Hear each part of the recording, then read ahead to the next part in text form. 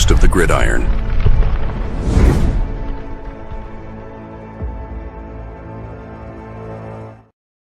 All right. Welcome to the Gridiron, baby. If you can give this video a thumbs up or maybe share this video, that would be absolutely freaking phenomenal. If you subscribe to my channel, thank you. Please go down below, hit the subscribe button, hit that bell icon. That way next time I go live, if I put a video up, you'll be notified. And it's free of charge. What do you got to lose? It's totally free of charge. But if you are subscribed to my channel, thank you. If you want to help support my channel now, in the description box below, very top link in the description box takes you to my membership page. I got 3 different membership levels. Each one has their own little perks to them. So if you want to help support my channel out, it would mean so much to me. And I thank you in advance. Thank you. And then finally, another link just underneath it. It's a Facebook link, takes you to my Facebook group. It's called the New York Giants Gridiron. It's my Facebook group. We have over 9,500 members in the group. It is doing simply marvelous, my day. Basically, if I'm alive and breathing, and if I got internet access, I'm putting stuff in this group darn near 365. It's called the New York Giants Gridiron. It's my Facebook group. Please join it. You will not be dissatisfied. I promise. All right. Well, I tell you what, I'm not. I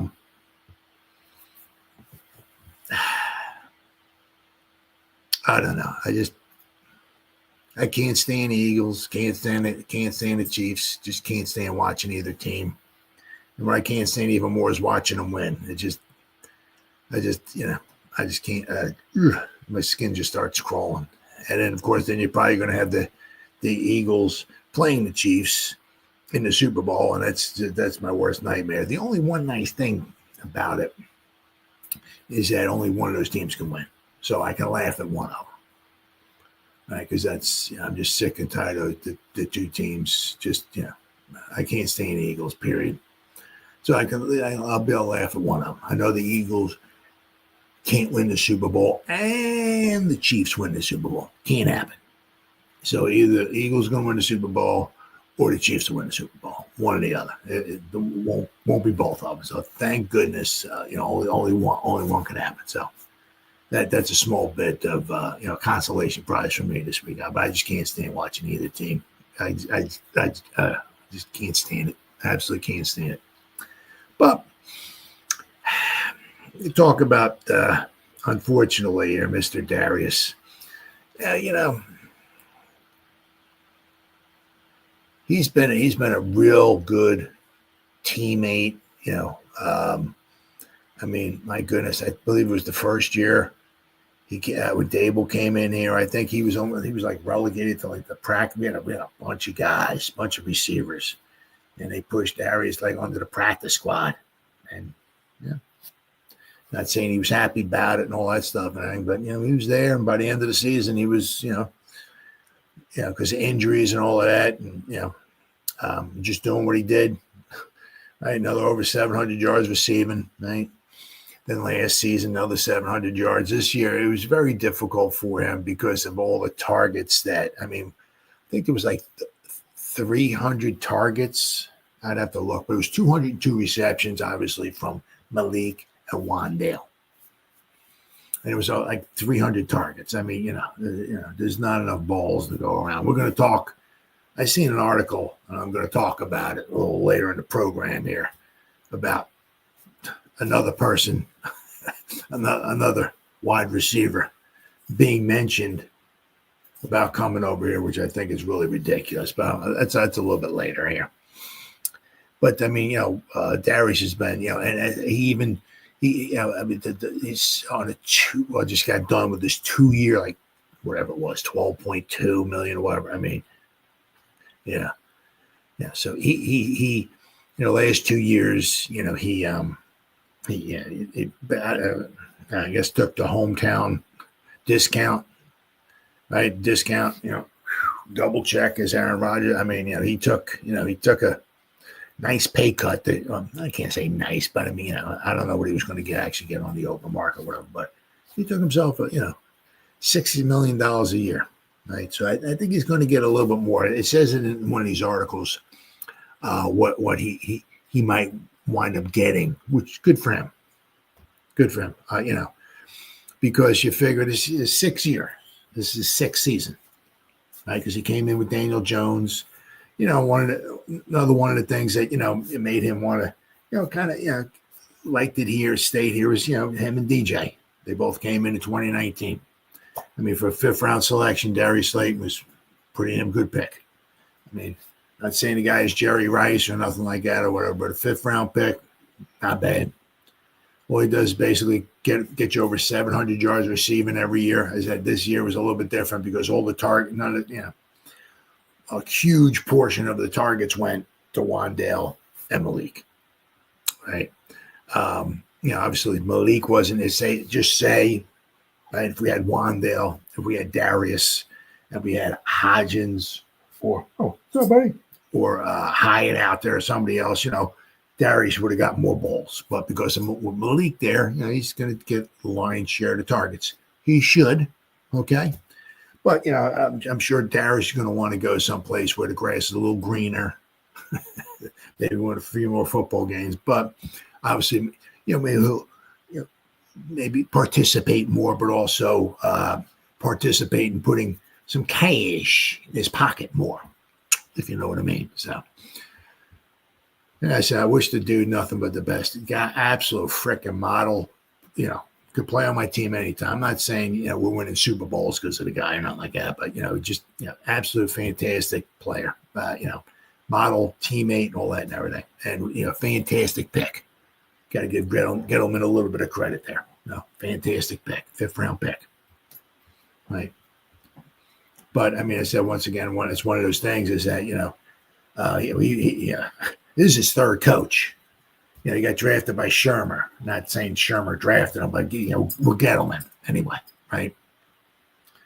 So, I mean, Shermer, the Judge, and Dable, So, and of course, so, when Judge came here, he wasn't a Judge guy, Judge is like, I didn't draft the guy, you know what I mean?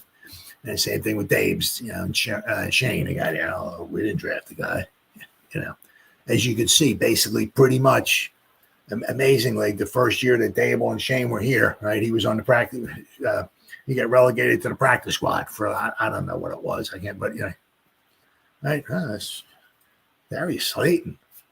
Who the hell's that? We're doing on the practice squad. We got other guys. That'll take us to the Super Bowl. You know what I mean? We don't need no Darius Slayton. Okay, you say so. So wherever he goes, I wish him nothing but the best. So let's see here. Who we got now? All right, Darius Slayton projected free agent market value revealed. Good for frickin' him. Should the Giants consider extending the longest tenured receiver before it hits the opener market? No. Yeah, I mean, it's one of those things. The Giants have a bunch of holes and all that stuff. I was going to say we can draft a wide receiver, but we have so many holes. It's I don't know. Yeah. It's like we always take one step forward and one step backwards. It's like, as far as like drafting, it's like, we're good here. And then we start drafting other guys and it's, oh no, we need these guys again. It's always like, I don't know, but we got Hyatt. I don't, I'm sure you can pick up a cheap free agent. You can certainly draft a wide receiver in the later rounds. Right. And we do have, we're supposed to have a fourth round compensatory pick. So I forgot what it was, like top 5 of the top 130 players in college, we got a shot at, unless we do a, trade or something like that or whatever, so. Well, the opportunities. I don't know if we're going to be going T. Higgins. I wouldn't go T. Higgins or anything like that. I mean, we need to beef up the trenches.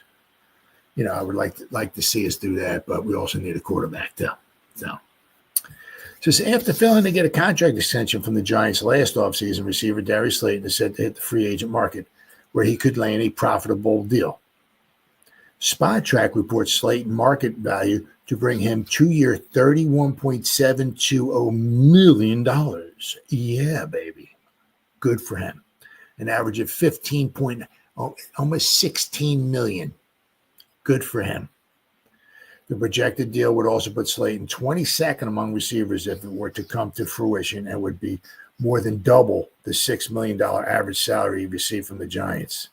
So he's going to Spotrac. They got him possibly $16 million a year, which is that 1 year is worth more than the 2 years he got from the Giants. Right? Slayton's fifth round pick in 2019 has always been an underrated member of the Giants offense. Yep. His first 5 seasons, he led the team in receiving yards 4 times, despite never cracking 1,000 yards. Although his 573 yards in 16 games played were his lowest since 2021, when he finished with 339 yards in an injury-filled season. Now, Slayton was still able to hold off Jalen Hyatt for the wide receiver 2 role, right? And finishes the best blocker among the Giants receivers in 2025, an underrated skill. Slayton's value in the locker room is another underrated aspect of his game. Malik Neighbors recently credited the veteran with taking the lead in having him film cut-ups ready to help the Giants receivers better understand their opponents for the week, and offered tips on how the receivers could win their matchups.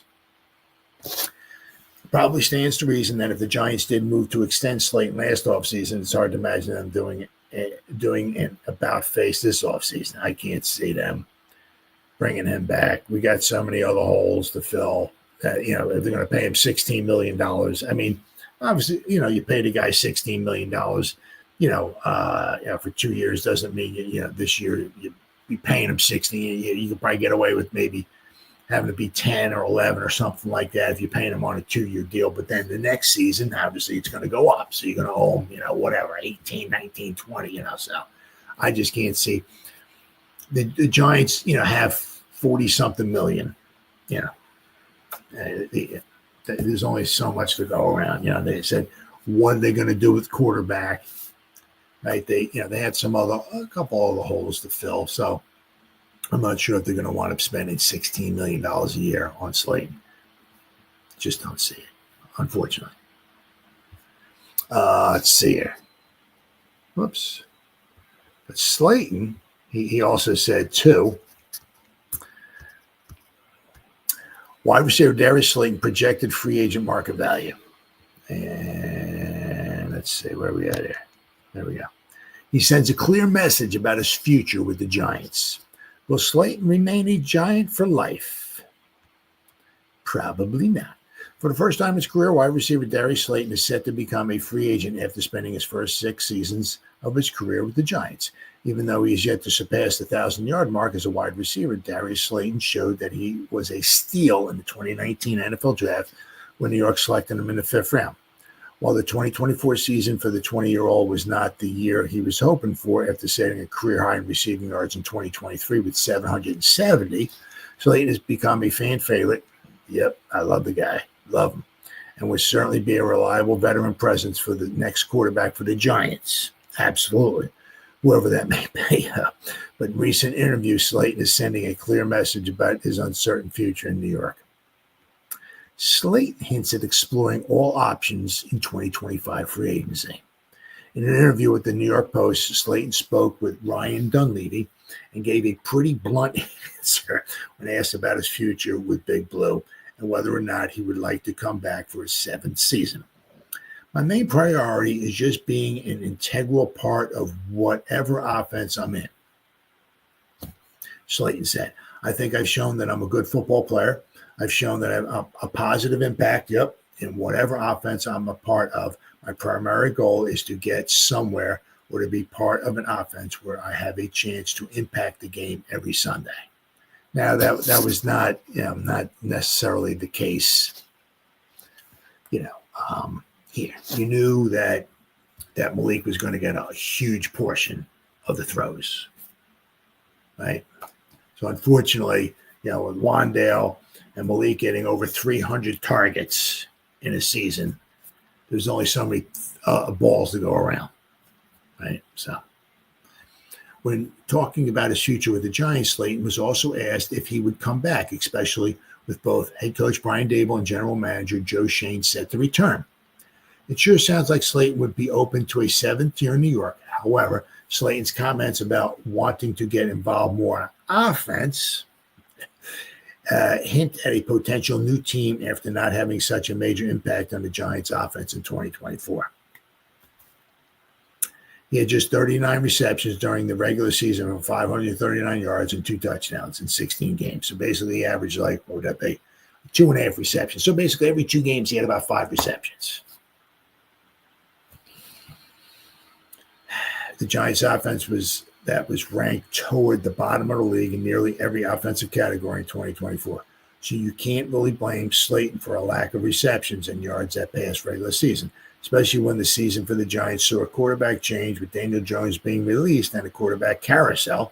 That eventually followed with Drew Lock, Tommy DeVito, even Tim Boyle seeing playing time at the quarterback position.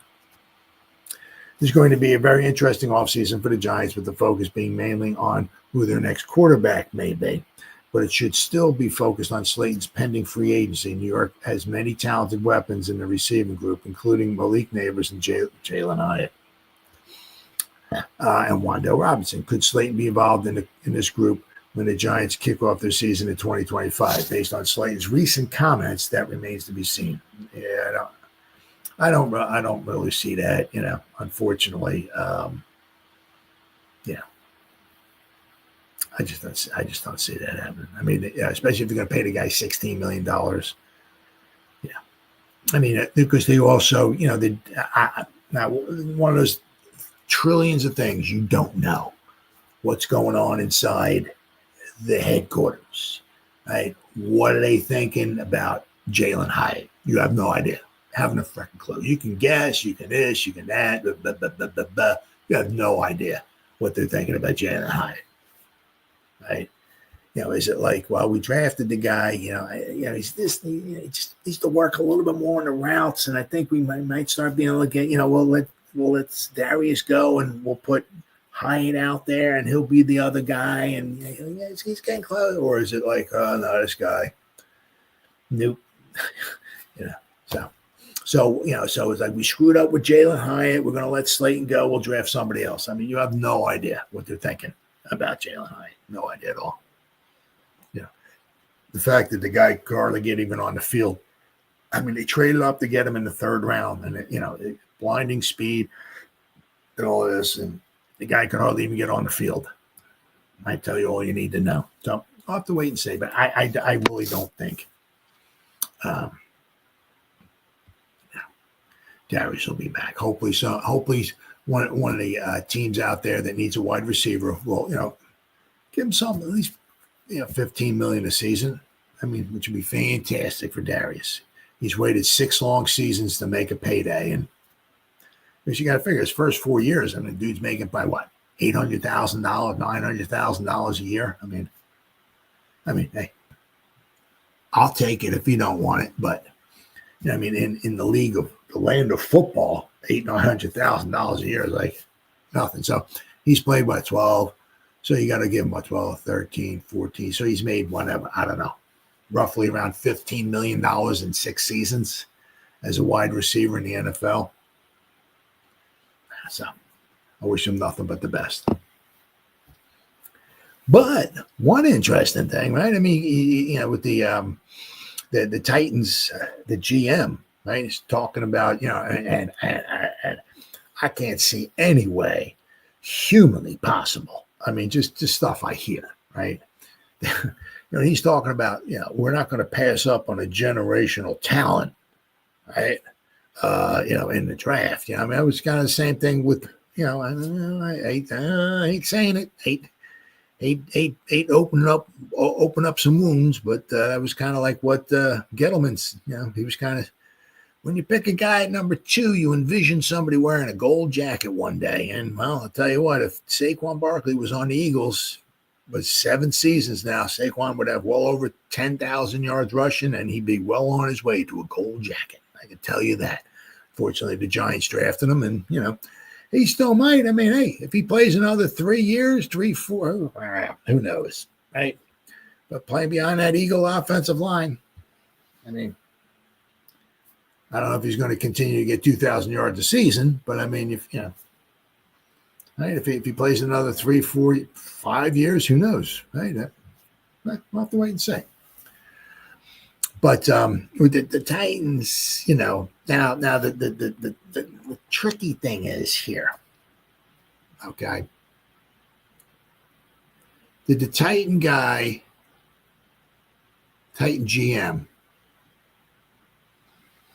does he open up? I mean, meaning like, well, okay, well, well, the Browns are going to draft a quarterback. Giants are going to draft a quarterback. So if we move back to number 3, we can still get our player. Or, is he saying that we're not going to pass on a generational talent? I mean, I have a hard time believing he's talking about either one of these quarterbacks. But hey, who knows? Who knows? Anything's possible, right? But if he's not talking about Ward or Sanders, yeah, he must be talking about Hunter, I think, or maybe Carter. Right.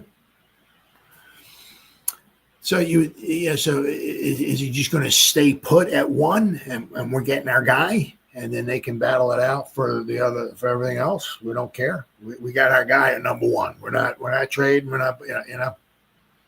So it's all a little bit of a gamble. All a little bit of a gamble. Let's see. Here we go.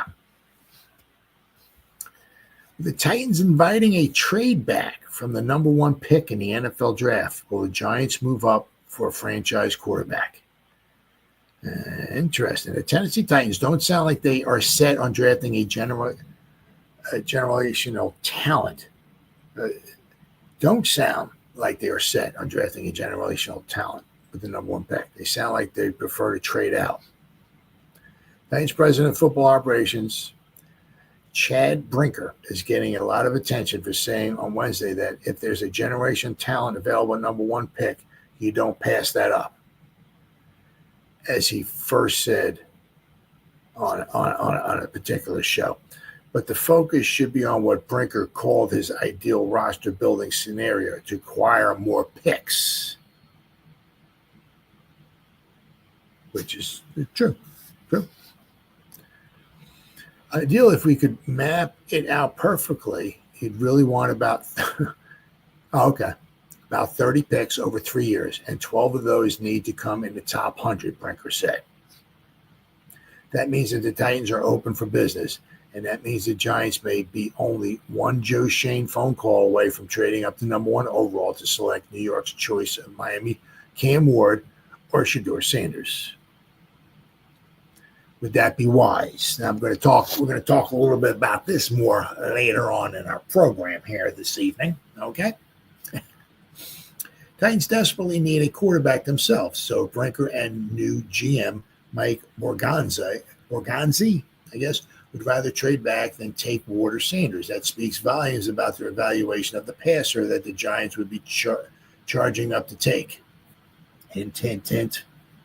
Yeah, I mean, so you got to figure. I mean, if one of these guys is, if these guys are actually talking about or thinking about, trading out of the number 1, they got their pick of any quarterback in the NFL draft. Right? They're talking about trading out. Right? That might tell you all they need to know about what they kind of think about what the quarterback situation is here. Right? It only takes one team to have conviction on a player, which is true, to draft them, though. The Giants don't have a single quarterback under contract, although Tommy Chicken Cutlet Parmesan, if the Giants were to tender him an offer, give him an offer or something like that, he has to take it. He can't shop it around or anything. He's like, what is it, restricted free agent, I believe it is. Yeah, so he has to, if the Giants offer him something, he has to take it. And Joe Shane was also talking about that too, meaning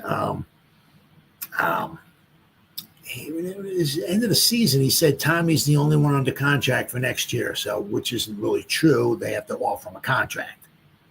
I mean, as of right now, I don't think they have any quarterbacks under contract for next season. Let's see. To be clear, the Titans sent strong signals they do not intend to take a quarterback at number 1. Brinker said of incumbent Will Levis, he's going to get an opportunity to compete for a starting job next year. That's not happening with a number 1 overall pick in the building. True. No evaluator of this NFL draft considers Ward or Sanders a generational talent. Let's see. Either. So that description of the player the Titans would stay and take does not include them. Might apply to their minds to Colorado corner receiver Travis Hunter or Penn State edge rusher Abdul Carter, but that's a stretch too. Yeah, there's no. I mean, Hunter is, but I don't know. It doesn't seem like there's a somebody that it's like, I don't know, to me, like an unbelievable knocking out of the park player in his draft. There's some very good ones, don't get me wrong. But so Wednesday's Titans media tour basically served as an invitation from Nashville to the rest of the NFL to call Borgonzi's phone about the number 1 overall pick. The new GM even joked that he'd already received some soft overtures. I think I got some feelers, he said with a laugh at his introductory press conference. Yeah, some congratulatory texts, but yeah, keep in touch. Still, Shane might not have to make the trade up to number 1 overall for a quarterback he wants based on the limited competition at the top of his draft, which is true. I mean, hey, once again, that's the beauty of the draft. You just don't know, right? I mean, whatever. Titans take Hunter, number 1. Browns, they're like, these quarterbacks blow. Just saying, right? We're taking Carter, number 2. Number 3, the Giants are like, oh my God, we can have either quarterback if we want them. But you just don't know. One of these other teams could trade up. There's quite a few quarterback needy teams right behind the Giants that could trade up. Right? I mean, you saw how the draft went last year. Oh my God. I mean, quarterbacks were going wild, right? Weren't they? Hot off the press. I mean, how many? I forgot how many were it? 6 or 7 in the first round. Whew, wow. And actually, I'll tell you what, well, we don't know about McCarthy or whatever, but I'll tell you what, some of them look pretty doggone impressive. But well, we obviously we couldn't. The first 3 were the Bears were locked in, right? We weren't budging. The Patriots weren't budging, right? And the Commanders, right? Those first 3, you didn't have a snowball's rear end in hell of getting any one of those picks, right? Yeah, so we did knock it out of the park with neighbors, though, right? We got here. Cleveland Browns at number 2, the Raiders at number 6, and the Saints at number 9 stand out as the only obvious threats, though. So, a couple teams right behind the Giants. Seattle Seahawks seem like they're too far back at number 18. That's a lot of capital, boy. You'd have to be trading up. That's a lot.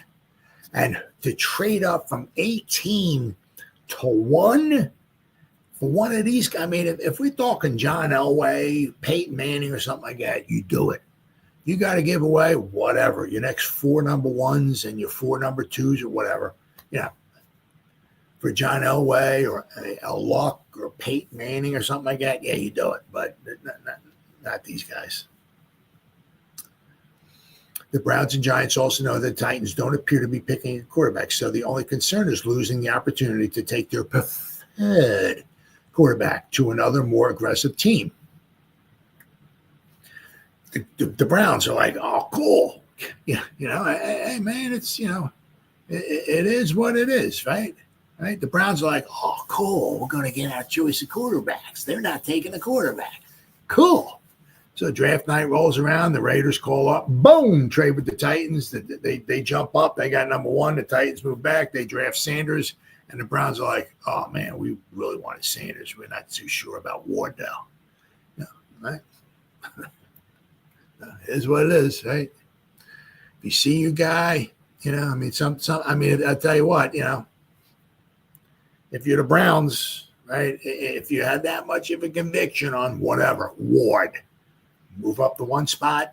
It ain't going to cost you a whole heck of a lot of beans, right, to move up one spot, right? Move up to one spot. The Titans will move back to number 2, still get anybody they want, and they'll get an extra pick, might be another 3rd-round pick or something like that, right? So the Panthers traded up with the Bears in 2023 from pick number 9 to number 1 to take Bryce Young. They gave Chicago a haul, 2 first-round picks, 2 second-round picks, and DJ Moore. Whew. The Rams sold the farm to the Titans in 2016 and moved from 15 to 1 to take Jared Goff. 2 first-round picks, 2 second-round picks, and 2 third-round picks. Whew. Wow. Before that, a trade to number 1 overall hadn't happened since 2001. That was the year that the Falcons moved up from 5 to 1 to take Michael Vick. Nice choice. Then he gave San Diego Chargers their first-round pick, a 2002 second round, and a 2001 third rounder. Giants will move up to from number 3 to number 1. The cost obviously would not be what the Panthers gave the Bears to move up 8 spots in 2023, but it also would not be as cheap as the Falcons trade up for the Vic, trade up for Vic. There's an opportunity cost associated with the team giving up the number 1 overall pick in the NFL draft. And if the Giants were bidding against another team like the Browns, Raiders, or Saints, there would be a cost to win that competition and give Brinker, Borgonzi, and the Titans something sufficient. Shane also would have the advantage, though, of letting Tennessee slide down only 2 slots to number 3 rather than plummeting down the draft board. So that could be an advantage for the Giants in sealing a deal. Working with the Titans seems like it would be a little bit unorthodox based on Wednesday's strange press conference when Brinker wouldn't even let Borgonzi sit sit by him. Wow. Brinker wouldn't even give a straight answer when asked twice if he had the power to overrule Borgonzi on the team's number 1 overall pick. So Tennessee, it seems, has its own problems. Still, that's not the Giants' problem. Their problem is at quarterback, and their job is twofold. Yes, it is. Excuse me. First, they have to decide if any of these quarterbacks is worth the number 3 overall pick. Once again, we're going to talk about that a little bit later in the program here. Let alone the number 1 overall pick. You take a number 1 overall pick, the guy's got to be a number 1 overall pick. He's got to be, he might be the number 1 quarterback. No. Because then you're reaching. It could cause a lot of problems. Giants have the same problem as Tennessee. They don't just need a quarterback. They need a ton of talent upgrades throughout the rest of their roster, too. Maybe signing a veteran quarterback using a mid-round pick on a rookie quarterback and strengthening the roster around their quarterbacks in the first round is a better bet in their eyes. Second, the Giants' job is to listen to what Brinker had to say on Wednesday about wanting to accrue more draft picks, an idea he doubled down during a sit-down with reporters. As far as that number 1 pick, you can't pass up on a generational talent. We won't do that, Brinker said. But we also have to look at all the options available to us there as well, because we want to build this team for the long term. I mentioned this before. If I can map this out perfectly, I'd love to have 30 picks over the next 3 years, and 12 of those picks come in the top 100. That would be ideal. That's how you flip your roster. That's how you get youth on your roster. The Titans football czar added that it would be nice to find Jaden Daniels as Washington did. Just doesn't happen that often. No, it doesn't. Giants are on that avenue now. It's time to see if Shane acts. So, I mean, once again, Jane Daniels they just don't fall off of trees. It is what it is. So, it's going to be very, very interesting. As I said, we're going to talk a little bit later about quarterbacks in the program here. But I mean, if the Giants want to move up to number one, they can. Just, I don't know. Just don't know. It's going to be interesting. So we got about 3 months of the draft. It's amazing. 3 months of the draft. And we got about not even 2 months to free agency. How freaking crazy is that? Not even 2 months to free agency. Unbelievable. Not even 2 months to free agency, and this football season's not even over with yet. Oh, that's crazy. Absolutely crazy. And of course, you got this here. Mel Kiper has spoken. And if you remember, in the early 90s, he was making fun of the Colts for not drafting a quarterback. And I can't remember the guy's name. I guess it was their GM, I think it was, or whatever. He said, "Who the hell is Mel Kiper?" that was had to be at least 30 years ago. I mean, Mel's been around for a while. Mel looks pretty good for whatever, 60 years old or whatever he is, 60, 65 years old. Looks pretty good. But Mel's been around for a long time. He's been the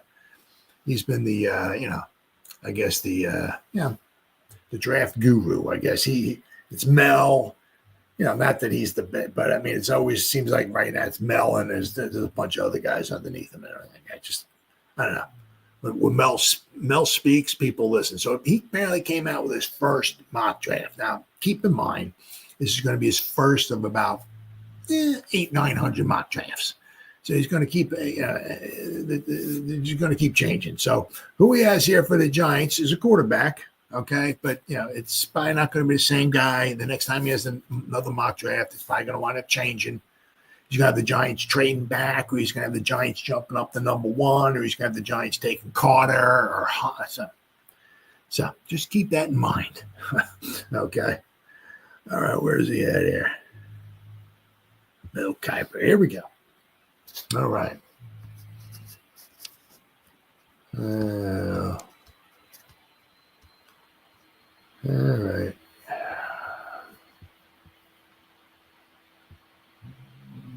We got 7,000 tabs open up here. All right. Mel Kiper's got his first mock draft. The 2025 NFL draft kicks off in exactly 3 months from tomorrow. I think that's today, meaning, I think. While we are still at the beginning of the pre-draft process, many draft pundits are already beginning to release their early projections. I can't even talk sometimes about this. If you type in mock draft 20, go into Google and type in mock draft 2026. There's mock drafts for not this year, for next year. I don't know. I ain't got nothing to do. Let's check it out here. All right, for pop up here. NFL mock draft 2026. Walter football. Here we go. 1-16. All right, who we got here? Well, Walter football. Let's see here. Where did they got the Saints picking number one? They got them taking Archie Manning. There you go. The Titans are number 2. The Giants got to be low. Who are the Giants taking? They got the Patriots at 3. The Browns at 4. Vikings at 5. Wow, the Vikings are crashing down, according to Walter Football. The Cardinals, the Bears, the Panthers. Okay, there we go. The Giants are 9. So they're going to stink again next year. Giants are taking Keon Saab, a safety from Alabama, just so you know, next year, according to Walter Football. The Giants grab a true replacement for safety Xavier McKinney and a partner to work with Tyler Newman. So that's what. So I mean, and for all I know, there might even be a mock draft. It might be a mock draft for 2027 too. I mean, it's amazing, absolutely amazing, because the Giants might pick ninth, but they're going to be wrong. They're not taking a safety. They're taking somebody else. So I don't even know why. It's amazing, absolutely amazing. These mock drafts. It's just hardly any of them are any even close to being right. Right. All right, if I can find this again here. Is this it? Nope, wrong one. All right. Okay, so we got the latest to do so is ESPN's Mel Kiper Jr., one of the biggest names in the draft community. With a third overall selection in his first mock draft of the year, Mel Kiper predicts the Giants to select Colorado quarterback Shedeur Sanders. Now they got Ward going number 2 overall. Is the best case scenario for the Giants, wrote Kiper.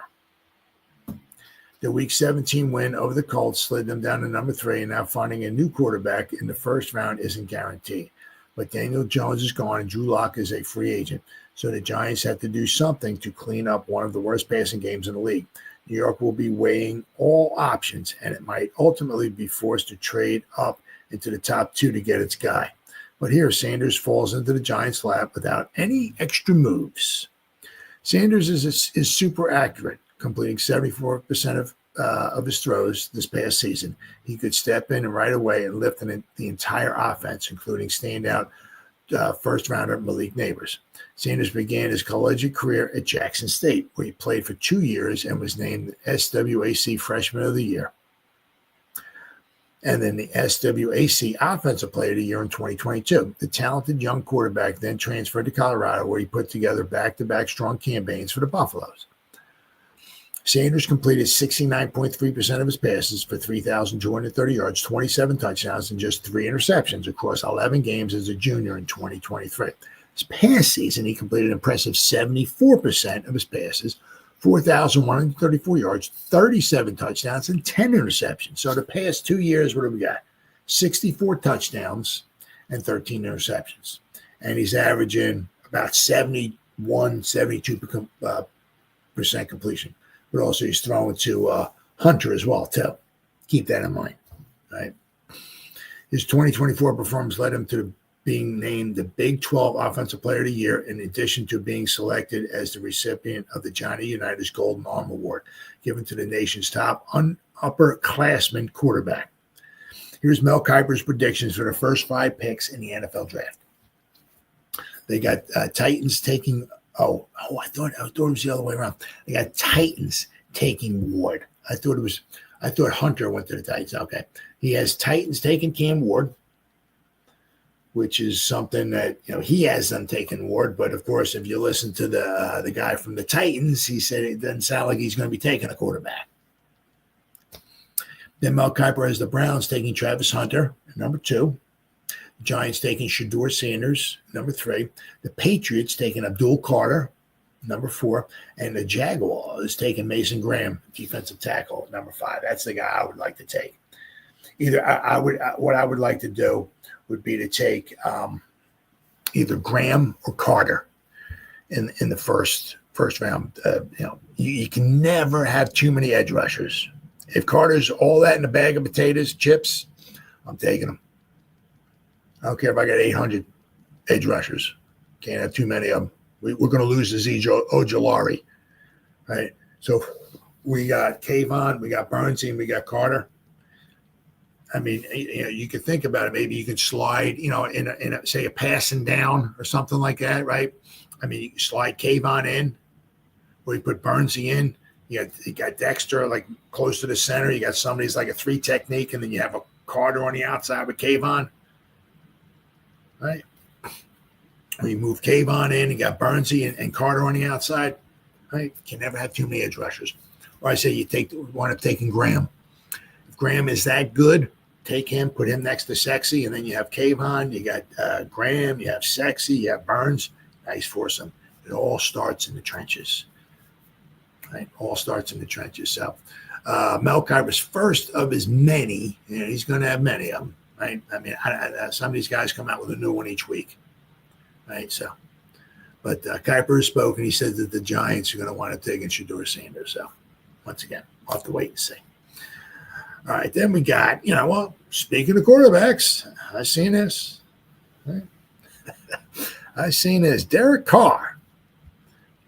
I'm not sure if he's been linked to the Giants or, sometimes what it is you wind up having, there's somebody out there, it's one of the writers, beat reporters, beat writers, or whatever it is. They come up with, something. Let me get something that'll get some clicks for me. Let me get something that'll read my articles for me or something like that, right? So I'll just come up with it. The Giants would be a good fit for so-and-so, right? And he starts typing that in there, right? And people start reading his art, all that. Idiots like me start reading his articles and all that stuff and everything. So it's not so much he's been linked. Somebody actually just wrote a report, that he would be a good fit. I think it would be a nice fit. I tell you what, the Saints, they're in a lot of trouble. They're about, where is it here? No, that's ahead of here somewhere. Oh, maybe I clicked out of there. They were about $50 million over the cap. and Derek Carr has cost them about $50 million next season. I mean, so the Saints are in a lot of trouble. I mean, there's a lot of trouble. So I don't know what they're going to do. Not the Carr is a bad player or not like that, but he's just not the answer. He's not going to take him to the promised land. So the best thing to do, we just try to get rid of him as soon as possible, get rid of his salary, wipe it clean from the boards, right? And just try to start over, find a quarter, something, right? And move forward, because they're in a lot of trouble. The Saints are, and they're not that good of a team. So we got this. As I said, we got Giants connected to the new trade avenue for $150 million quarterback. Now it's not connected. It's that somebody want to probably. I don't know who it was, but I'm sure somebody wrote an article. Sorry, buddy. Ooh, my legs. Oh, my God. There we go. Oh, all right. It's no secret the Giants' entire 2025 offseason could hinge upon one decision: who will be the quarterback. ESPN New York Giant beat reporter Jordan Renan discussed the massive quarterback decision on January 23rd, and he connected the Giants to a new veteran option that profiles as a potential trade, possibly Jordan Renan. The trade avenue could be also an option. Oh, yeah, absolutely. I mean, the Giants could draft a quarterback. They can draft one early. They can draft one later. They can go out and get wait for a free agent, sign Darnold for maybe 35 or 40 million. They can get somebody a lot cheaper, like maybe a Justin Fields, or they could trade for somebody, right? Future of Derek Carr in New Orleans is one that could come into question. Now, Carr is still, he's still, let me say, what is he, 33? Oh, my God, yeah. 33, so he'll be 34 this upcoming season. Okay? Yeah, so, I mean, in quarterback years, that jump. The future of Derek Carr in New Orleans is one that could come into question. Nothing should be ruled out. Although Carr's possible release from the Saints has been talked about around the NFL and New York Giants communities, there's been nothing substantial on the front so far. And in order to cut the veteran signal caller, Saints general manager Mickey Loomis would have to take a $50 million plus dead cap charge in 2025 or designate Carr as a post-June 1 release. With that in mind, a guy named Matthew Paras, maybe, explain why a post-June 1st cut may not be a wise decision for the Saints on January 23rd. Saints could look to massage that cap hit by spreading it across 2 seasons instead of one with a post-June 1st cap release. But that gets complicated when factoring in the team's other salary cap constraints. Currently projected to be more than $60 million. Wow. They're projected to be more than $60 million. Well, I think right now they're at 50, I think. But then if you got to throw their draft class in there, that could put them up maybe around $60 million over. Saints have to become cap compliant by the start of the new league year in March. If the Saints want to designate Carr as a post-June 1st cut, they'd be required to carry his full cap figure on the books until then. Alas, trading Carr ahead of June 1st and saving $11.326 million worth of cap space in 2025 would be the New Orleans' most logical solution, assuming the Saints decide to rebuild. And still, the Saints head coach decision could determine if Derek Carr becomes available for the Giants. Now, right? They've had Kafka come in there a couple times too, right? Carr would profile as a solid bridge candidate for head coach Brian Daboll and the Giants amid a weak draft year and free agency class at that position. Granted, Carr is no superstar, but he's been a competent NFL quarterback. Yes, he has. That has thrown for over 41,000 yards and 250 plus touchdowns on his career. Now, I'm going to go over some of his stats, and right, enough to stabilize Big Blue as this regime looks to prove they can build sustained success, but not enough to get them over the playoff hump in all likelihood. Still, 1 or 2 decent years of Carr could serve as a lifeboat for Daboll and general manager Joe Schoen, and that alone might entice them into trading for him. Unfortunately, it takes 2 to tango, and the Saints have not displayed an urgency to trade him so far.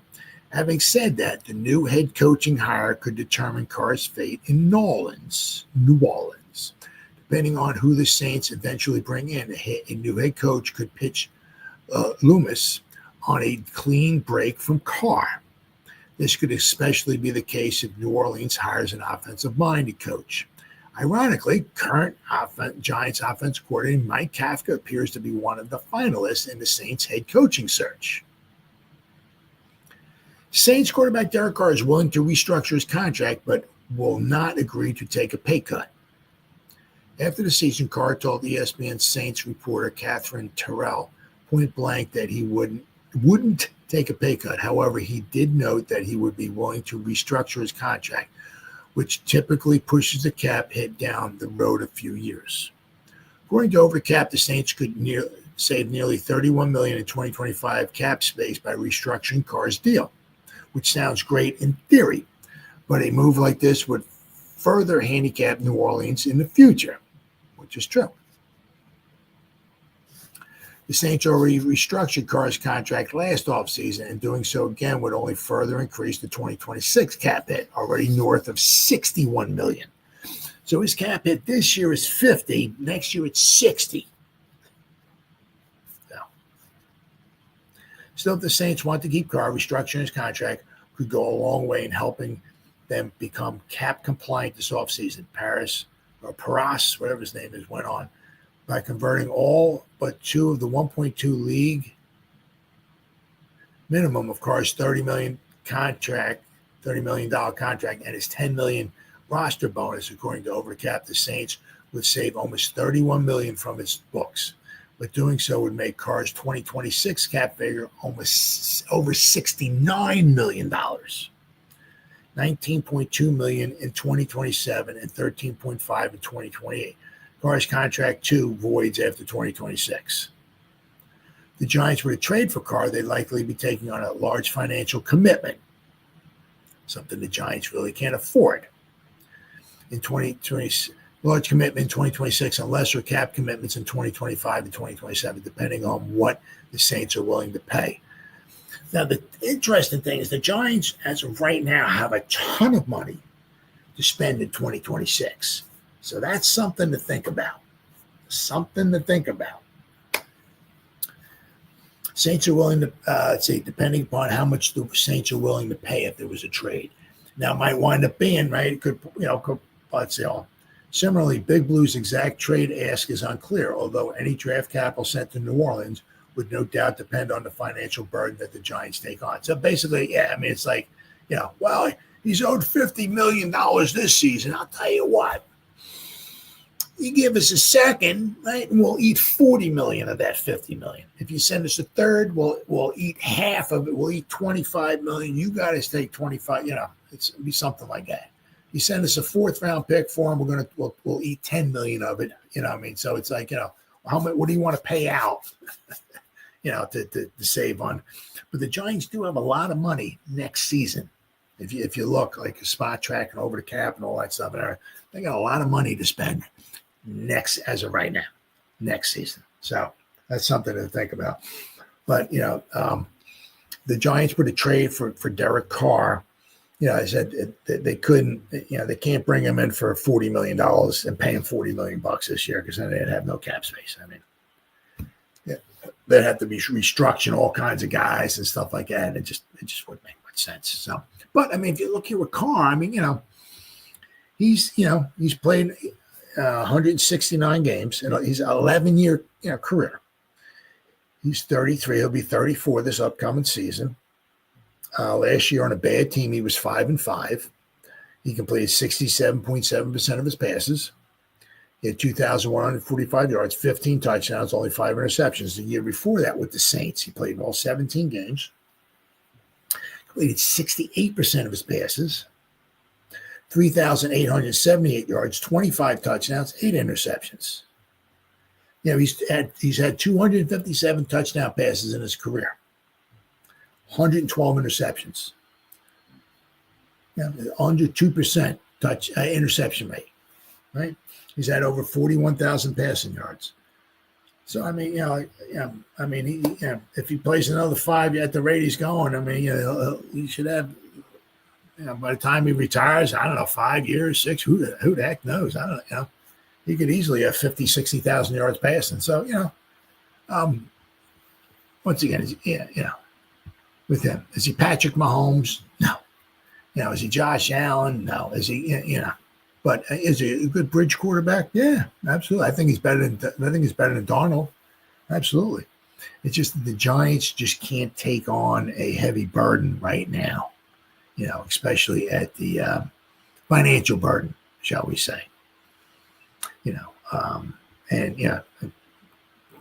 Bringing this up right here, right? So, it's one thing the Giants do. If they're drafting a quarterback, you can't reach. So, would the Giants spend the 3rd overall pick or even move up to number 1, trade with the Titans on the 22nd ranked player? Now, in this article that I'm going to read, they got the 22nd ranked player. Right? That means they got 21 players, and I think a couple of them are running backs. But in this article, they got the 22nd ranked player is Sanders. Here, I got Ward. I got a picture of Ward here on the thumbnail. But interestingly, PFF has Ward, right, ranked higher than Sanders. So it depends on what publication you go to, right? It's all pretty much, one says one thing, one says the other. So I'm going to find, here we go. Giants could have to spend the 3rd overall pick on the 22nd ranked prospect in the draft. Once again, that would be a reach. That's something you want to do. That's you do something like that, it's where you get yourself in trouble. Right? Giants are entering the offseason with an obvious needed quarterback. After the Daniel Jones era came to a tumultuous end this past season. The team will aim to find their next franchise quarterback in the 2025 NFL Draft. With the 3rd overall pick in their possession, there is no guarantee that they will be able to select a quarterback of their choosing. The consensus top 2 quarterbacks in this year's class are Miami's Cam Ward and Colorado's Shedeur Sanders. However, one of those top 2 quarterback prospects seems to be slipping down the draft board. NFL draft analysts are seemingly not as high on Colorado quarterback Shedeur Sanders. Sanders was once projected to be the top quarterback in the draft. However, those around the league don't seem to be as high on the Colorado star anymore. Matt Miller of ESPN recently released his ranking of the top 50 prospects in the draft class, with Sanders coming in at number 22. Sanders has some bad habits he needs to clean up, such as throwing late over the middle and holding onto the ball for too long. This will ultimately determine his NFL success. Yes, it will. But his accuracy and ability to make off-platform plays from different arm angles should get him drafted early in the first round, Miller wrote. Sanders was one of the best quarterbacks in college football this past season with 37 touchdowns, 4,134 yards, 74% completion rate, all of which led the Big 12. He helped lead the Buffaloes to a 9-4 record, which is very impressive because they were not. Some of the people I was listening to in the beginning of the season said they weren't even going to have a winning record, and they went 9-4. Very impressive. However, as Miller noted, he has some bad habits in the game that don't make him as attractive as draft prospect as he once was. Colorado's bowl game against BYU was not a pretty thing. Sanders struggled throwing 2 interceptions and completing only 69.6% of his passes. Well, that's not bad. I'll take 70%. But additionally, there's concern about those around the league about the influence that Papa Prime, right, who is Pro Football Hall of Famer, head coach of Colorado, will have on his son's playing career. And you don't want that turning into a sideshow. You know what I mean? You don't want that. So I'll have to wait and see. But they also say here the Giants cannot pass up on a talented quarterback in the draft. However, the Giants may need to take the risk and select Sanders at pick at number 3 overall if it is available, despite the fact that he ranks well outside the top 10 in Miller's rankings. Giants have done a lot of work on Sanders themselves. Yes, they have. And they cannot afford to pass up on a quarterback once again. Despite the volatility, Sanders is shown to be a great pocket passer and has the potential to enhance New York's passing offense tremendously. There are recent examples of a team taking a quarterback fairly early in the draft despite not being projected to go as highly. That's right. For example, there was a lot of uncertainty about how Denver Broncos quarterback Bo Nix would handle the NFL. But he shut down those concerns by leading the Broncos back to the playoffs for the first time in almost a decade this past season. Nix was also ranked much lower than where he was drafted. There's no guarantee that Sanders can replicate Nix's success, but the fact of the matter is that he would be an immediate upgrade over the options the Giants will have once free agency begins. Taking him 3rd overall may be a risk they need to take. Maybe. But if you look, right, I mean, if you look, but I'm going to go over, right, this is PFF. Their leaderboard, okay? They got Hunter is number 1, then they got Carter as number 2. McMillan, the wide receiver from Arizona, is number 3. Then they got Graham at number 4. So I like Graham or Carter. Those are the 2 guys I like. Get the guys on the defensive line. Let's, right? But then they got the running back from Boise State. The guy's freaking unbelievable. He was the highest rated running back the past 2 seasons according to PFF. It was 94.9 last season, and this past season was 94.8. Then you got Will Johnson, the cornerback from Michigan. Then you got Starks, the safety from Georgia.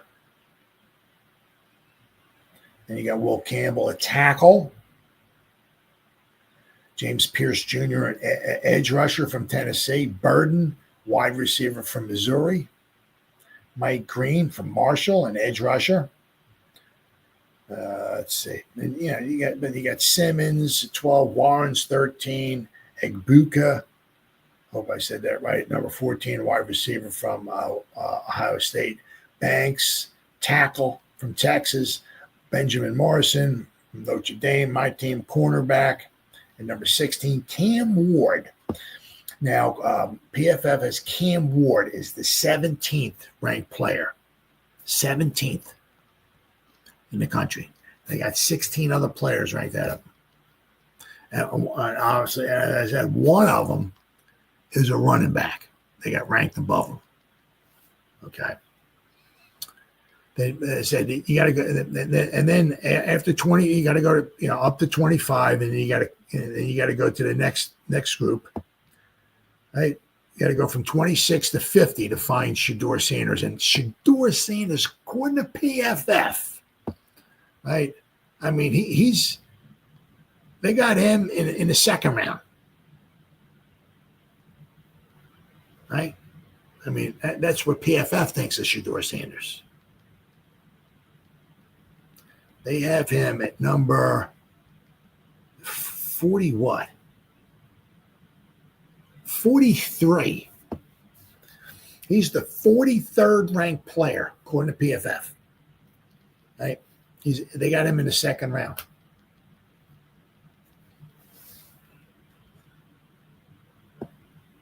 So according to PFF, the Giants would have, right? That's a reach. The 43rd best player. They're going to take him at number 3 in the NFL draft. Wow. And the thing is, if, they want to pick him and they pick him wrong, well, there's just another lost 2 or 3 seasons or whatever it might want to be. The one nice thing would be is that, if they take somebody and he winds up stinking, Giants will wind up stinking and Giants will get another low draft pick once again. That's all. But, as I said, one of those things, you just can't reach in these drafts, Now, obviously, I guess with quarterbacks, it's a little different, right? But they got,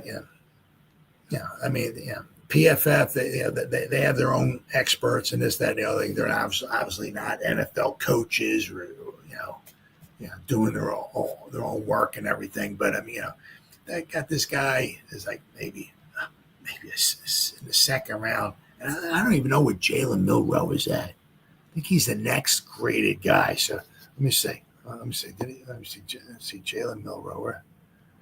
Where's Jalen Milroe at? He was like early. And he was in the low 30s. Okay, no, I don't say. All right, so we got Shedeur Sanders is 43. Where's Milroe at? All right, let's see here. So let's go to 51. So they got one guy in the top 25, PFF, as far as quarterbacks. The second guy is in the next 25. They got one quarterback from 26 to 50. And let's see if I can find Milroe here. Or who do your next quarterback might want to be in there?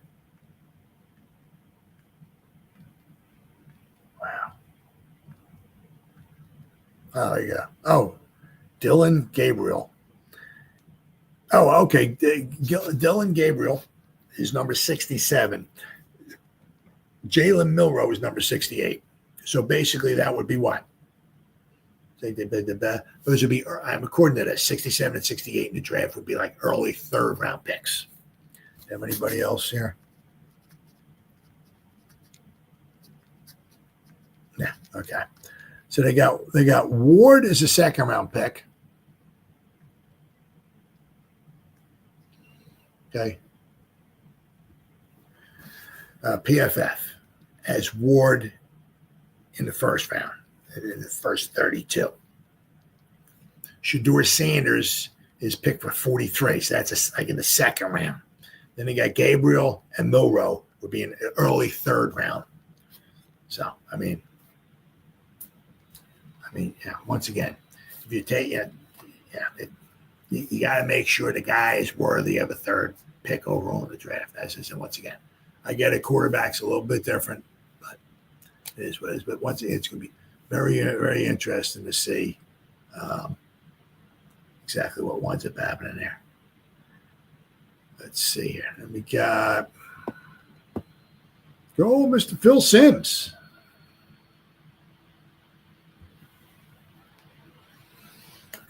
Now, what he kind of says is that, what he seems to think, right? You need to sign a quarterback, right? Which the Giants, obviously do need, but and draft a quarterback. Right? He says you need to do both. He in this article I'm going to read, he's very, very interested to see exactly what happens with Sam Darnold because of his, what happened to him in the playoffs. He just, the last two games against the Lions and against the, and against the Rams, and you can see, right, how what the Commanders were able to do against the Lions in Detroit. I mean, they were moving up down the field, scoring points, right? I mean, obviously Detroit had a lot of turnovers that helped. It was a pick six, right, and all that stuff.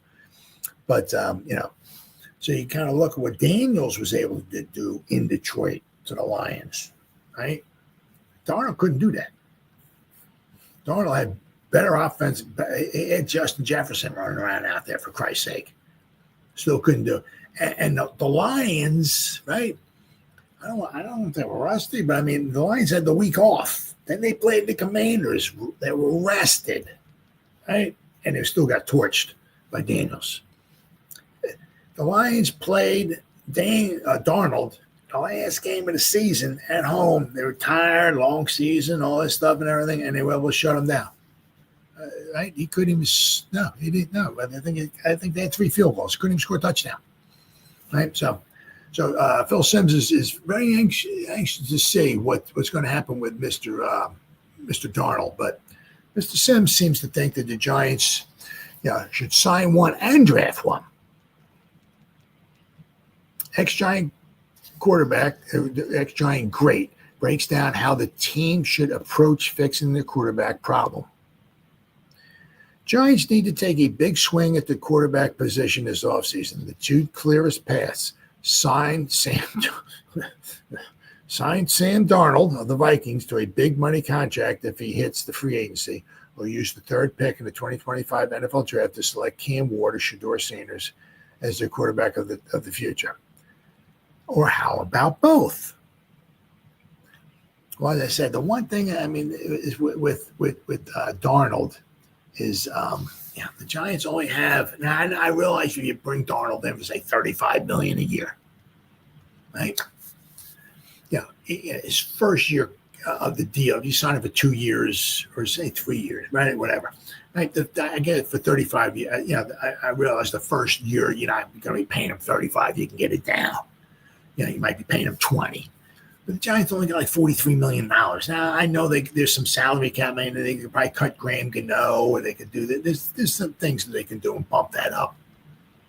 But without having to mortgage the whole farm, right? You want to bring in a quarterback that's going to cost you like half your salary cap? I don't know. It's going to be very, very interesting to see what the Giants want to do. Let's see.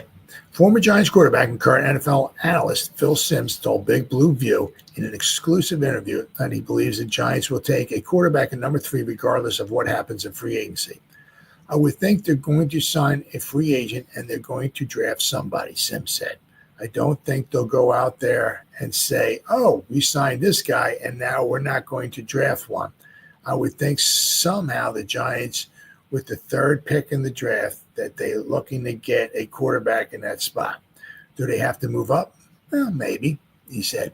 There's a lot of choices there. But I feel, and I don't know anything, I'm just guessing by it. But I feel pretty good the fact that I think that they'll sign a free agent and they're going to go out and draft one too and try to solidify the position the way they want it. Yes, that means Simms believes drafting a quarterback at number 3 is on the table, even if the Giants spend big money on Darnold. Let's just say it is Sam Darnold. I haven't looked to see all the quarterbacks that are going to be free agents. It doesn't matter, Simms says. If it's him, they're still going to draft one. They're not going to move down, they're not going to pick another player. I would think that they're going to take a quarterback. They want to make sure they get this quarterback situation to a place where they're really happy with it.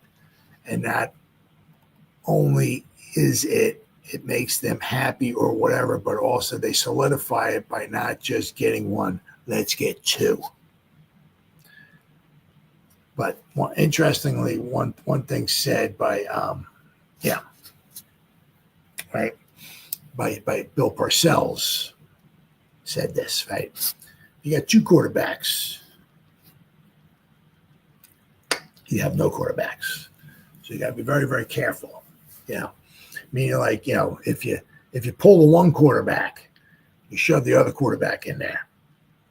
Better leave that other quarterback in there. You start doing this, you put him in there. I'm gonna play the hot hand. I'm gonna put so and so in there for like the first quarter, get a little feel here. If he's doing pretty good, we'll leave him in there. If he starts doing bad in the third, I'll yank him, throw the other guy in there, and then we'll start the other guy the next quarter. Then we'll put if he starts doing bad, we'll yank him, put the You got two quarterbacks, you have no quarterbacks. So you got to be very, very careful with that there. All right. Sims can't see the Giants passing on the opportunity to select a top quarterback for a second straight season. They have the third pick of the draft, and one of the two that everybody talks about is there, and they don't take them. I mean, oh my gosh, I don't know what to say, Sims said. All heck will break loose. It'll be great for radio and TV and everybody writing. You have a lot of stuff to write about, but I don't think that's going to happen. Then you start talking about the Darnold market, Sam Darnold. But first thing the Giants, Vikings, or anyone else considering Darnold has to decide is whether they believe Darnold is the player he looked like for most of the season while helping the Vikings go to the 13-4 record, or if it's his poor final two games and the lackluster first 6 seasons of his career are more indicative of the player he really is. Sims buys what he saw from Darnold in 2024. Well, I trusted. I saw enough of it, Sims said. We'll look. It's probably the first time in his career. Well, it definitely is the first time in his career that he was worth a unit. He was with a unit and a coach where he had a chance to show more than he has, and he did that. And, of course, all this. What about the last 2 games? Well, okay, they're part of the whole scenario that we look at. But you know what? Whoever picks him up is not going to run Kevin O'Connell's offense. So it's going to be probably different than he played. But he showed everybody his physical skill set is real. While Donald's poor final 2 games against the Lions and the Rams likely knocked him out of the $50 million a year range. Wow. Former agent and current CBS Sports cap guru Joel Corey is still expecting Darnold to command at least $37.5 million annually, perhaps ranging in the mid-40s. Wow. So, I mean, that's a. Yeah, I mean, the Giants only have $43 million cap space, right? I agree with Phil that that's a problem we have in drafting the quarterbacks. DJ, nope. Sometimes it's not a bad thing to take a flyer on one in the 3rd round, 4th round, or something like that. I mean, because hey, every now and then, right? I mean, Brady was round 5, 6. Not bad, right? Yeah, if you go like year in and year out, and you just don't keep track, that's not a, it's always a good thing. Always a good thing, especially bringing in fresh talent and competition, right? Competition never hurts anybody, right? So, but going to be very, very interesting. I said that, the problem is that they bring in somebody who's going to command a lot of money, right? You pretty much almost wiping out your salary cap. If you got to pay a quarterback $35-40 million, right, this season, and you got to pay your draft class, right, you ain't going to have a lot of money left over, right? So it's going to be very, very interesting to see where this winds up going. Very, very interesting. I mean, with pick number 3 in the 2025 NFL Draft, the New York Giants select. It's going to be very, very interesting to see what winds up happening. Very, very interesting to see. But,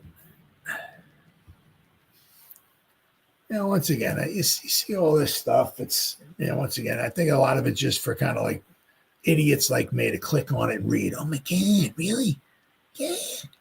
Stephon Diggs, he's a pick to go to the Giants, really? Oh my God. I think this is about as horrible as you can.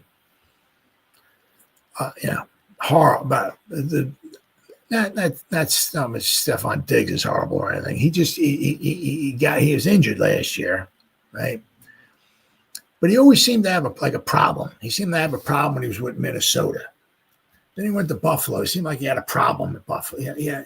So there's a constant there, right? There's one constant. It's him, right? There's a problem, right? I don't like guys that seem to possibly have problems. Hey, we all got problems. Hey, I get it. But, if you're somebody, who's outspoken and you seem to have problems, you don't like where you're at or this, there's always, not a big fan of that, right? Especially if he's like, he wants the ball and this, that, maybe he's not getting the ball. He had a problem with Josh Allen, I believe it was. I mean, it's like, I'm not sure. He's getting up there in age. But, the thing is that he has to understand that, we have a new sheriff in town. His name's Malik Neighbors. He's going to get a lot of targets.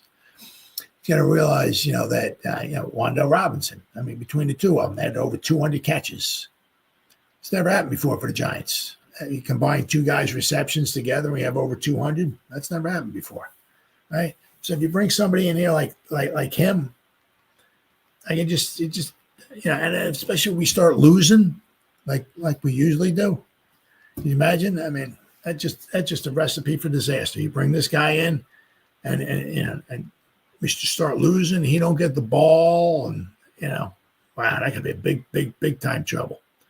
Big time trouble. Let's see here. I got all right. Here we go. Houston Texans stars predicted to bolt for an NFC team. Man, I don't know. Once again, it's just for like idiots like me to click on their ads. That's all. All right, click on their reports here.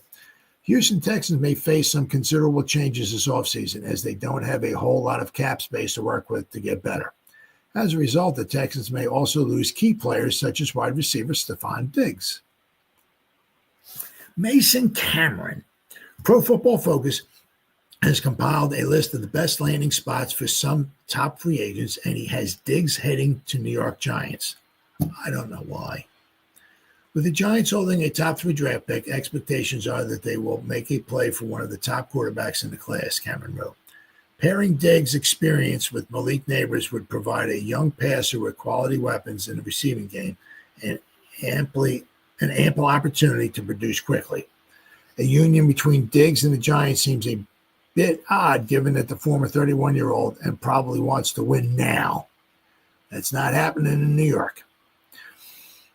New York is in a rebuilding franchise, and you have to wonder how Diggs would behave with a team in that situation. Probably would not be good.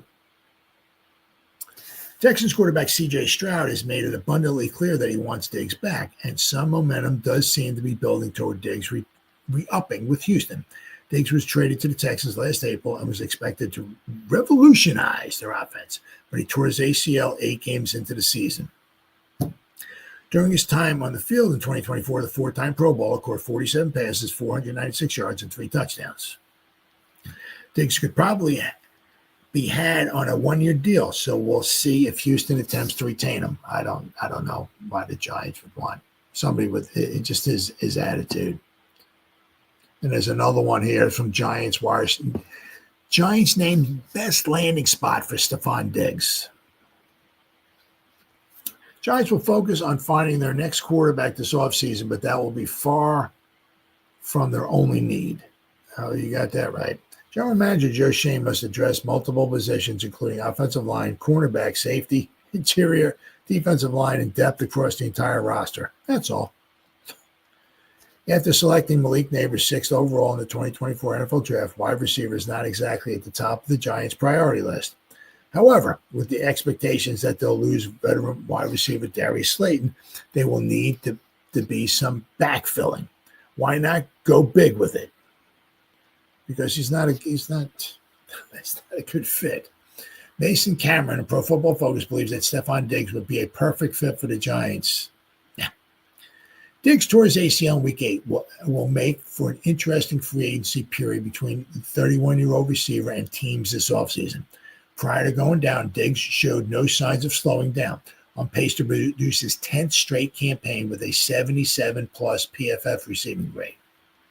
The Giants holding a top 3 pick, expectations are that they will make a play for one of the top quarterbacks in the class. Pairing Diggs' experience with Neighbors would provide a young passer with quality weapons in the receiving game and ample opportunity to produce quickly. Although Diggs does take some snaps in the slot, most of his production comes outside. That would also allow the Giants to bookend Diggs and Neighbors, with Wan'Dale Robinson continuing his role on the inside. It would be perfect counterbalance for whoever the next quarterback is and give the Giants 3 legitimate offensive weapons at receiver while also benefiting from running back Tyrone Tracy Jr., who is a converted receiver. But is Diggs, who is with Shane and Dable in Buffalo, the kind of player the Giants want to allocate their limited resources to? Perhaps the ACL injury will drive down his price, but there are far more pressing needs than they need for another wide receiver. And as of right now, they got so many holes to fill. They got so many other issues. It'd be interesting to see what Diggs does if he goes back to Houston, if he signs with another team, right? But the one thing is that he just seems like if they're not winning, if he's not getting the ball, right? If they're not scoring points, he's going to be a cancer, and that's not something the Giants want. The Giants are also trying to get younger, and I can see getting a veteran presence like him in here could be very valuable, very, very valuable, right? But it's just allocating a lot of money to a wide receiver when they have other pressing, especially a wide receiver who is not going to help them take him to a Super Bowl. They're not going to the Super Bowl next year. Unless some Washington Commander miracle happens in the Meadowland or MetLife Stadium or whatever, I highly doubt the Giants, So they're going to bring somebody like him in, right? Once again, who can create problems with his attitude, which is not a good thing, right? It's not something you want in the locker room, okay? But also to bring somebody in, just say for 2 years, and there's a good chance in 2 years we're not going to play a Super Bowl, right? Do you want to allocate money to somebody who's going to be into his 30s and he's going to start slowing down? I would rather allocate my money, right? If you're trying to build a team, a roster for the future, if you're going to spend, I'm just saying, I don't know, $10 million on somebody, let's bring somebody in who's younger. You get a good wide receiver, right? But somebody else, I don't know, somebody on an offensive line, somebody on a defensive line, a cornerback, right? Who's younger, right? Who can, produce and be with the team for years to come. So, hopefully, as we start building this team and we start getting into the playoffs and hopefully beyond, right? That the guy that we bringing in now will be there. Stephon Diggs is not going to be there in 3 years, 4 years, or whatever. You know what I'm saying? So, once again, I seen these these ads or these articles and all that stuff and everything, and I'm oh my God, really, Stephon Diggs? Yeah, good fit for the Giants. Yeah, I have to disagree. I don't think he is, and I can't say the Giants paying top-notch dollar for a guy who's not going to be around very long, right? But a couple of guys that might be on the cheaper side, who the Giants could use. One's a little older, but One of them is in his prime, right? Is in his 20s, and could possibly help the Giants out. Right. Giants to get secondary help from St. Fran. And there's a couple guys. Once again, another article got written, right? Pointing out that the two guys from San Francisco would be good fits for the New York Football Giants. That's true. You know, one of them is a cornerback, another guy's a safety. Okay, and if the Giants wind up losing Pinnock, right, and we got Javarius Owen, right, we got Belton, but we got Newman. We got to pair Newman with somebody. Now we could draft somebody, draft the safety, right, to go with Newman. We can bring somebody in, a free agent, right, one of these, especially if we want to lose Pinnock. So that's going to be interesting to see. But a couple articles here talking about, one guy here, right? Hufanga. Talanoa Hufanga. I'm sure I said that wrong. Please forgive me. I am a moron. Could Hufanga be the playmaking safety the Giants need in 2025? As the 2025 NFL free agency period approaches, one name to keep an eye on is Hufanga, the all-pro safety from the 49ers. Hufanga, who will be an unrestricted free agent when the new league year begins on March 12th. Expected to be one of the most sought-after defensive players available. Pro Football Focus recently ranked him as the 23rd best free agent. Okay. With the Giants considered the best landing spot. PFF says, after battling injuries over the past 2 seasons, Hufanga's performance had dipped, culminating in a career-low 57.8 overall grade in 2024. But just at 26 years old, however, the safety still has time to regain his form and showcase his playmaking ability. Giants looking to stabilize their secondary recently hired former Jets safeties coach Manuel, who has had success with single-high defensive schemes, something the Giants may hope to emulate with Hufanga. The 5th-round pick in the 2021 NFL Draft, Hufanga quickly made a name for himself as one of the most dynamic safeties in the league. He earned an All-Pro selection in 2022. He has 7 interceptions and 14 passes defense in his 4-year career. However, he's battled injuries the past 2 years. Something the Giants don't want. He missed 9 games with a wrist injury in 2024 and played 10 games in 2023 before suffering a torn ACL. For the Giants, Hufanga represents an intriguing option to help stabilize their secondary. The addition of a versatile safety like Hufanga to pair with Tyler Newman could be a major boost. While Hufanga's injury history may be a concern, his potential for a bounce-back year could make him a bargain for a team willing to take a chance. For the Giants, who are looking for playmaking talent in the secondary, Hufanga's ability to create turnovers and his leadership on the field can make him an excellent fit. So, I mean, yeah. There was a couple issues, right? One of them is, Hufanga with his injury history, and we're going to go over the other guy in just a second here. But this past season, Hufanga, he played in weeks 3, he played in week 5, and then he missed a bunch of time. He played in week 14, 15, 16, 17, 18. But in the beginning of the season, he missed a bunch of time. Right? He missed a bunch of time in 2023, a bunch of time in 2024. 2022, okay, they had a really good team. That was the year that they lost in the championship game to the Eagles when they had all their quarterbacks got injured. Purdy got injured in the championship game, and they had McCaffrey back there, and they couldn't even throw a pass. And it was just an absolute mess. In 2022, he graded out a 72.1. 2023, before he got injured, he graded out a 70.5. Last season, he battled injuries. Also coming back from a torn ACL, okay, slows you down, right? How would I pronounce it? Thanks.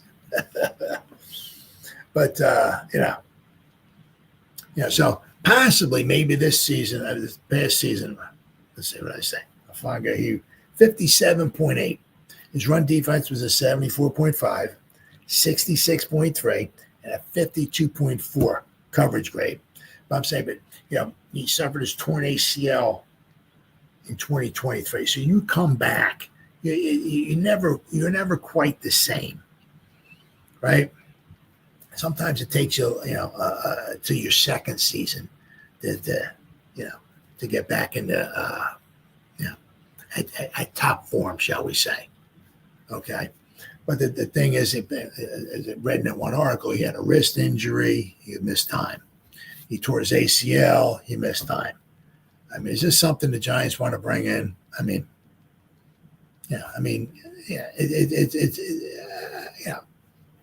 To find the perfect free agent out there who's never got injured, who plays it, who grades out at a 70 or an 80 in PFF, who doesn't call it. I mean, there's not many guys out there like that. You know what I mean? But so we'll have to wait and see. I mean, the Giants, especially if they lose Pinnock, they probably would like to upgrade at safety. We got Newman, right? But I mean, the other guys we got there, nothing super spectacular. So that's something to keep an eye on. But then there's the other guy that they're talking about here too. That would help the Giants out. Is in the secondary, but he's a little on the older side. Now, I don't know if the Giants want to, possible, but he's in his 30s, right?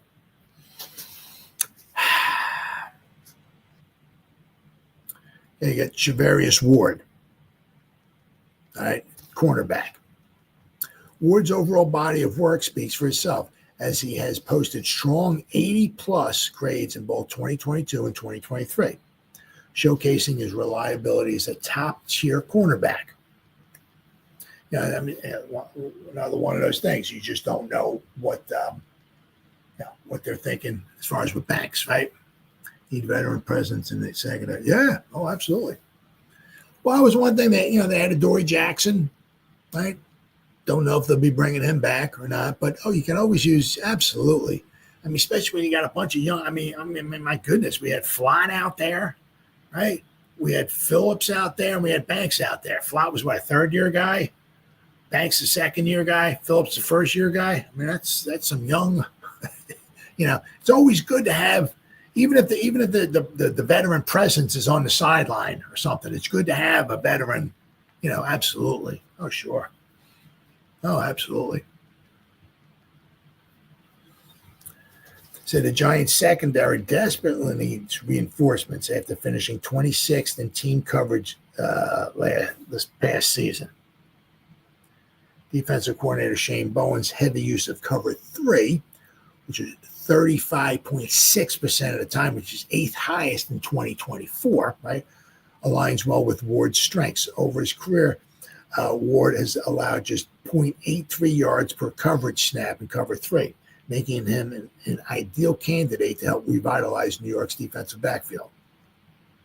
So the thing is, what you don't know is, how sold, are the Giants on Banks?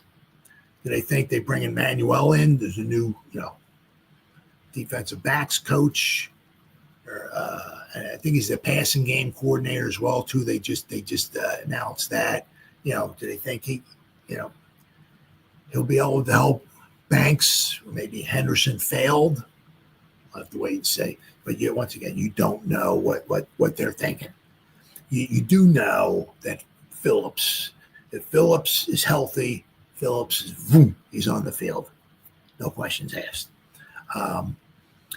This will be Flott's 4th season, I think, coming up, right? So he'll be on the team, but you're not sure what they think about Banks, right? They're not going to give up on him, obviously, but is he going to be able to be somewhat kind of fixed? Because you just don't want to. Well, he's kind of all right. He's doing pretty good. So I don't know. We'll line him up against Justin Jefferson and see what happens. No, Because 2 pass completions, you're giving up 14 points, and now you're down 14-0. That's not what you want to do. You know what I mean? So, yeah. So, when you put somebody out there on the other team's number 1 wide receiver, right, you want to make sure you got somebody out there who can do the job, right? And with Ward, I got him out here. There we go. Okay. Now, he is, I apologize. I thought he was in his 30s or 30. I thought he was 30. He's 28. So in May, he'll be 29 in May. Okay. Let's see what we got here. Yeah, he did have a bad year this year. Let me see here.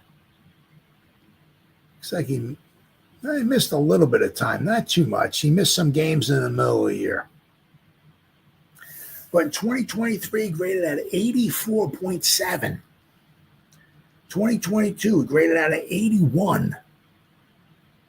This year, he graded out of 56.2. So he had a couple clunker games this year. He had a couple bad games against Buffalo. He had a bad game. Against Arizona, he had a bad game. Against the Rams, he had a bad game. So he had a couple bad games. But, there was no doubt about it that 2023 and 2022, he had some really, really good years. But you just don't know, what they think of him, or Banks as well, too. Right. So the Giants could very well retain Banks. I'm sorry, the Giants could very well retain Pinnock, and they still have Dane Belton under contract, right? And then you have obviously then you got Newman, and we still have Javarius Owens, and I'm sure we have somebody else on the roster who was a safety. So, but you have to wait and see. We don't know. We have so many spots. One of the things, obviously, is that How far back are the Giants? How many steps back are the Giants going to take? How many of their guys they're going to lose? Right now, for the most part, we're not really. We got. If you look at the roster, right, the starters, right, on defense, right. Okay, now who's going to be next to Sexy Dexy? He knows, right? If we lose some, it's no big deal, but. We got Kayvon, right? We got Burns, we got Sexy Dexy.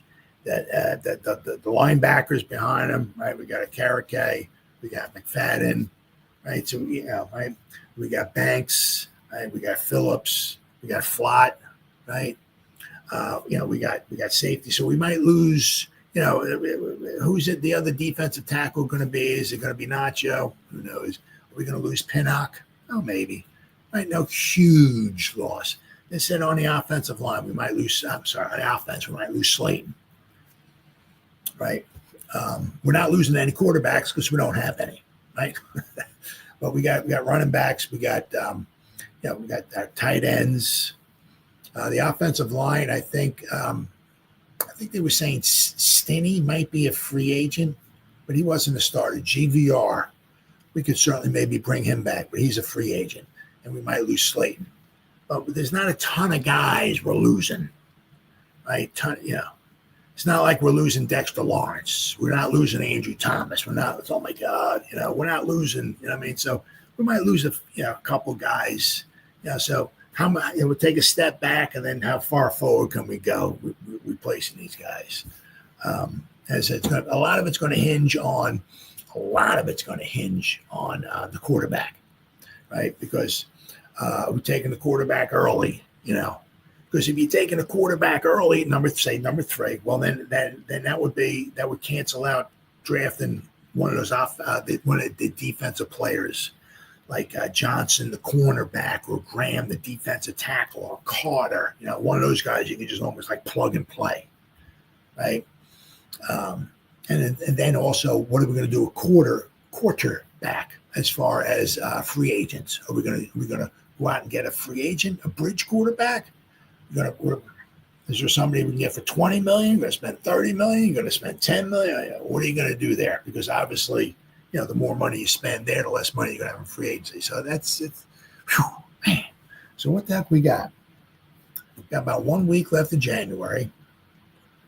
February's only 4 weeks, right? So we got between January and February, we got 5 weeks, and you figure about 2 weeks or so. So and then be free agency. So we got about 7 weeks free agency. Wow, that's crazy. That's what I love about football, man, because there's like almost always something going on, right? And this season's not even over with yet, right? How crazy is that? All right, guys, been 1 hour and 45 minutes. Terrence, good talking to you, brother. I haven't talked to you in a while. Thanks for spending time with me, man. I greatly appreciate it. Great.